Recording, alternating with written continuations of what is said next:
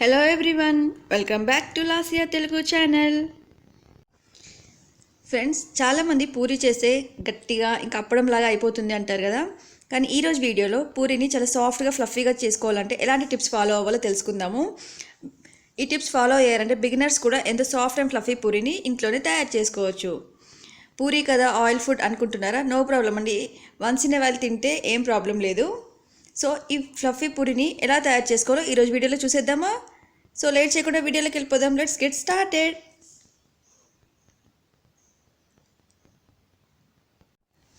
పూరి చేసుకోవడానికి ముందుగా ఒక బౌల్లో 1.5 కప్ గోధుమ పిండి, రుచికి సరిపడ ఉప్పు, 1/2 కప్ ఉప్మా రవ్వ వేసుకోవాలి.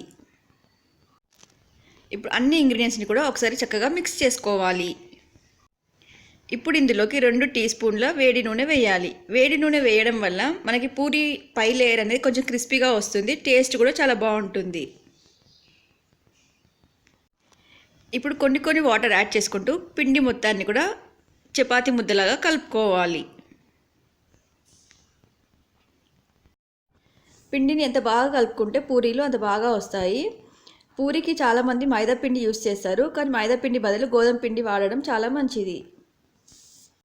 ఇలా కలుపుకున్నాక మూత పెట్టి ఒక 20 నిమిషాలు నానబెట్టుకోవాలి. 20 నిమిషాల తర్వాత చూడండి, పిండి చక్కగా నానిపోయింది కదా. ఇప్పుడు మరో 2 నిమిషాలు పిండి మొత్తాన్ని కూడా చక్కగా కలుపుకోవాలి. ఇప్పుడు పిండి మొత్తాన్ని కూడా చిన్న చిన్న బాల్స్ లాగా చేసుకోవాలి. పూరి చేసుకోవడానికి ప్లాట్ఫామ్ పైన కొంచెం ఆయిల్ అప్లై చేసుకొని ఈ విధంగా ఒక రోలర్ తోటి రోల్ చేసుకోవాలి. చాలామంది పూరి చేయడానికి పొడిపిండి యూస్ చేస్తారు, కానీ పొడిపిండి యూస్ చేయడం వల్ల మనం పూరిని ఫ్రై చేసేటప్పుడు ఆయిల్ మొత్తం బ్లాక్ అవుతుంది. అందుకని పొడిపిండి యూస్ చేయడం బదులు ఆయిల్ అప్లై చేసుకుంటే సరిపోతుంది. ఈ విధంగా పిండి మొత్తాన్ని బాల్స్ లాగా చేసుకొని మీకు కావాల్సిన సైజులో పూరీని చేసుకోవచ్చు. పూరీని ఎప్పుడైనా సరే గుర్తుపెట్టుకోండి, బాగా వేడిగున్న ఆయిల్లో మాత్రమే ఫ్రై చేయాలి. అలా చేసినట్టయితే పూరీలు చక్కగా పొంగుతాయి. చూడండి, పూరి ఎంత బాగా పొంగుతుంది కదా. మనం రవ్వ కూడా యాడ్ చేసాం కాబట్టి మనకు పై లేయర్ అనేది కొంచెం క్రిస్పీగా వస్తుంది. ఈ విధంగా ఒక సైడ్ కాలిన తర్వాత ఫ్లిప్ చేసుకొని రెండో సైడ్ కూడా కాల్చుకోవాలి. పూరీని ఎప్పుడైనా సరే వేడి నూనెలో మాత్రమే ఫ్రై చేసుకోవాలి.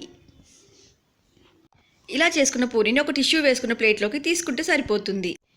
ఇదే విధంగా మనం చేసుకున్న అన్ని పూరీలను కూడా ఫ్రై చేసుకోవాలి. చూసారు కదా ఫ్రెండ్స్, కొన్ని టిప్స్ ఫాలో అవ్వడం వల్ల ఎంతో సాఫ్ట్గా, టేస్టీగా, ఇంకా ఫ్లఫీగా ఉండే పూరీని ఇంట్లోనే రెడీ చేసుకోవచ్చు. పూరీని ఎప్పుడైనా సరే గోధుమ పిండి మాత్రమే యూస్ చేయండి. మీకు మైదా పిండి యూస్ చేయాలి అనుకుంటే 1:1 రేషియోలో యూస్ చేసుకోవచ్చు. అంటే 1 కప్ గోధుమ పిండికి 1 కప్ మైదా పిండి, లేదు అంటే 1 కప్ గోధుమ పిండికి 1/2 కప్ మైదా పిండి యూస్ చేస్తే సరిపోతుంది. ప్యూర్ మైదా పిండి మన హెల్త్కి అస్సలు మంచిది కాదు. సో పూరీకి కంప్లీట్ మైదా పిండి యూస్ చేయొద్దు.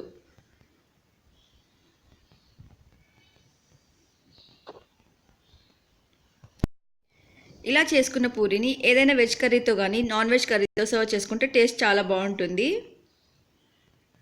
పూరి ఆయిల్ ఫుడ్ కాబట్టి రెగ్యులర్గా కాకుండా అకేషనల్గా చేసుకుంటే సరిపోతుంది.